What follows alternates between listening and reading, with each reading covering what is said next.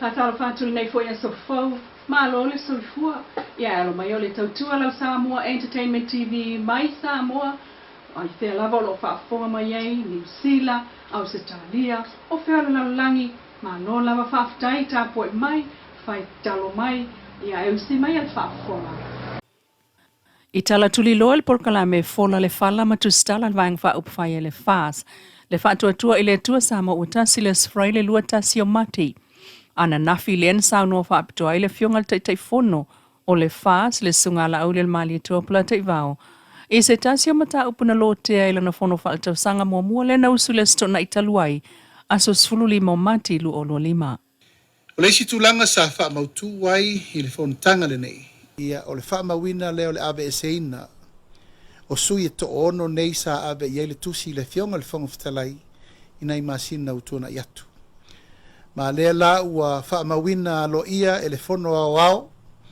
fa le tausanga ale vanga fa ufai ma le ata pena fo ia tulanga uma mo le fa malusia e ala le parlemene ai me se le tula fono ma fu le tulanga ona ua mato va ai ma le fa etete o lo tau ma fai lava i la tau nei to ono e fionga te mai tai parlemia e fionga sui parlemia ai mai se isi ministerial cabinet ka fai a olo le tinu ia matosu suru o lo lato tau a veina pea le manatu fa pea o lo i tonu lava o le vanga fa fai ma o le fa mautuina o le nei mau le o avatua le taimi le nei fa laulo le tunu wa le o to ia iso lato wa vanoa fa tu la fono o umana pasia lo ia ele vanga fa fai ma le fo ila wa fa popo iai male fa aloalongia endorsement ale fono hawao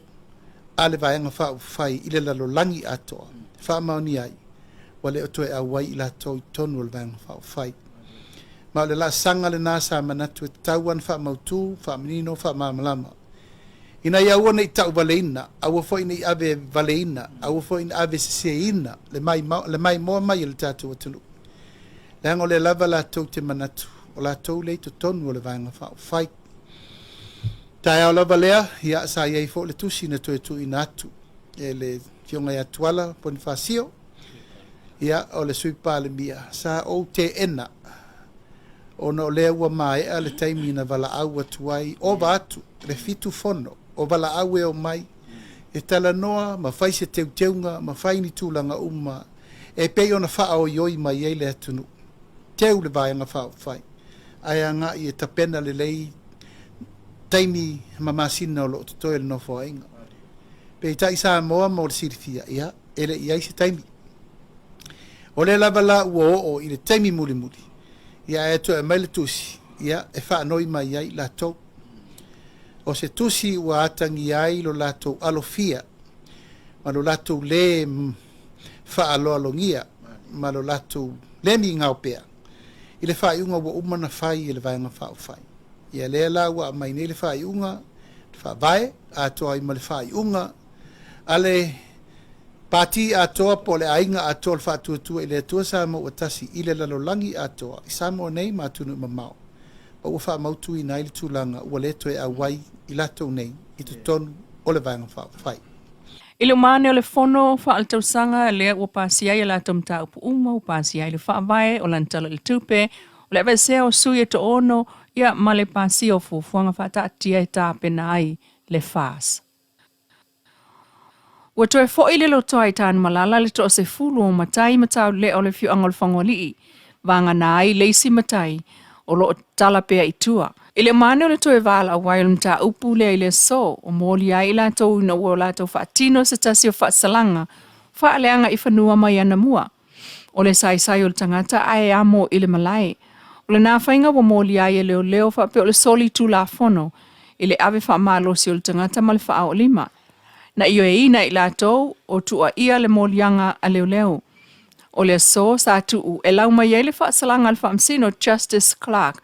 Peita in sao no fa malulu le fiongal famsino ile afio anga matau ainga mai savai sa a wai lango ia tau ainga o afia Talua ile to tele o ila to wala o molia, mana o mia pesin taimi e wha mai ai lana wha ai unga. Ai o le ale to e silia lava, ma le aso tofi o le vai aso faulu o fito o mati, o le ala wa iloa, le wha ai unga al wha amsino. O feo fofo inga ma feilo inga na whai ei tonu o le potu wha amsino, ina ua whaatanga e leo e feilo i maola tau tau a inga ai o whanau. Na moli maua i fo ile sunga il whawhengainga, ua whaaloto tele ina ai le tāpua inga ai o i lato ua toe whaafo i atu i loto ai tāna malala. Mo isi mai savai o le ato e fo i atu le tāpua inga ta liu mai fo i le stofi o le vai so fau mo le taunu unga o whaamsino Justice Clark. Ua whaawhia tue nei to tonua o ngā le polkalai mea talavou al to manga moe popo ngā tia pol SVSG Youth Group. O sasa umalava o le whaamnatuina lusful tau sanga talon whaawai mail to manga i Samoa, e to manga mai iai whanau sa waina ai o tina e sa waina o lato te to lua. O le venso nei lea na whaalao ilo ai lea la sanga o polkalame le SVSG Youth Group, ua filia ia o ngā e se fulu e amatai. O le aunga ia amata atu i tamai tono lato ilo au nanga o maua ma o fuatu le SVSG, ai o mata upu tau si o manga o whanau ma ai ngal nei vai taimi mai tu o awhia ai o lato soifua tuputupu ai. Mata ita ia le sunga le pristene Ariana tau whao ai o le lato au tau pulenga. E silia lima sfulu whanau a onga leo le awha solo atu ia le amtanga o le neipol kalame mai a onga SS. O le isi fo ilea baenga o le aia tau o le tamaititi le ariko sulfitu. Le tatau wai o na maua e le tamaititi whamtalanga i tāwhianga iai malo lato soifua. Wafu ai ona tau mawhai le SVSG e whai loa i tamaiti lo lato malamalama i vaenga e saonga le muai. Ai maisa o le nofo sila fio o nanga o lo whai el SVSG e soani mo lato. O polkalame SS o lea whaalawi loa le vaenga talavou le SVSG e sami ai le luasful tau sangalan au nanga. E au fi ai matau vanga o tusi ngā posters o solo malaunga. E aunga umalava i le soifua o oina o le tama maletenia o ngā Samoa. Whaftai ai le pristene sili niulina jang le pulengo le SVSG Youth Group mana lato foi whaamalo si au i talavou o Samoa ma ia whautua o le sao leo tangata uma o le langolango i polkalame a talavou ai o le puipuinga o whanau a Samoa o le lumanai. O le whaamoemoe ia whaasafu atu ia o ngai le tunu o a ofeanga iai ma le whaamantunga o le atoanga luasful tausanga o le to'omanga moe popo ngā tia lua o lua lima. Ua maua mai le tala fia la fio anga o maunga i savai. Le ane tatou li poti atu le vai aso nei le whaafetaia e a inga o timunga pa u le nei vai taimi. Ua susua whaasolo atoa ia la tau tane vai. Talul whaafitau li ua whaitau tau sanga, ma tau sanga o whea ngai malatau. A whaape atoa le lua vai aso pe silia tu fo o munga la. Ona toe tua lea i le wala au o loli vai, po le to o manga loa i le vai eli, e toso ane ilunga sina sua vai, peitai. O le avantu ai o tātou li poti o le tatali a le fio anga o maunga. Ai ua tali foi tau mai nei le fionga i le ofisa sili o le fono whaavaya nganga e maunga tasi. Le fionga le vao Cecilia Lawano Sholka. Mai atusi mai. Mo le sila fia, wa lewa na ngā pātia le nei ofisa. Le fionga le tai fono mal komite le tu malo. Le tamu whainga o ngā ruenga o le vai mo le fio anga o maunga. O le aso lua ono Novema lua o lua wha. Sa amatali ai le ngā ruenga o le Elina ma wha tia paipa mo le vaitau mawha o le fio anga o maunga i le tu malo nganga e maunga numera tasi. O le nei ngā ruenga sa whaatal sangaina e le li whaipule o le fionga i le sui pale mia. Tuala te vanga Iosefo Bonifasio i lona tofinga wha le malo. I le tusi mai lava lea le fionga le ofisili.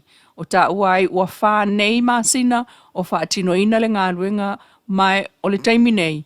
O lo wha awa wina pea ngā ruenga o le Elina ma le wha atatia ina o ofe o le paipa so ta i mai le fio anga o sa le aula.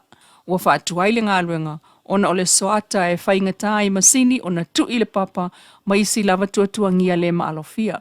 O lo tuli mata i pea le ofisa o le fono whaavae mo nganga e maunga tasi le nei ngā ruenga.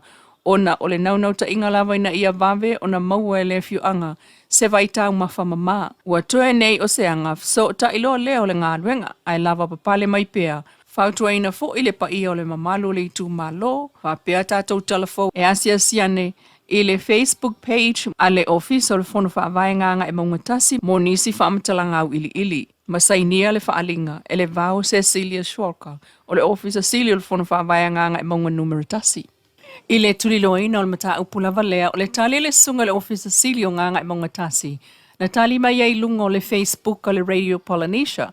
Ina ua tātou li poti atu le whaafetai ai a ingo le fiango maunga o le atua. I le timu pa u ua manuia ai lātou i suava i maua. Lau Samoa Entertainment TV malana tautua mai Samoa le nei fo iaso whapopunga le aso atai au. Mantua le Wendy's Design mo so la e pe au o mai Samoa.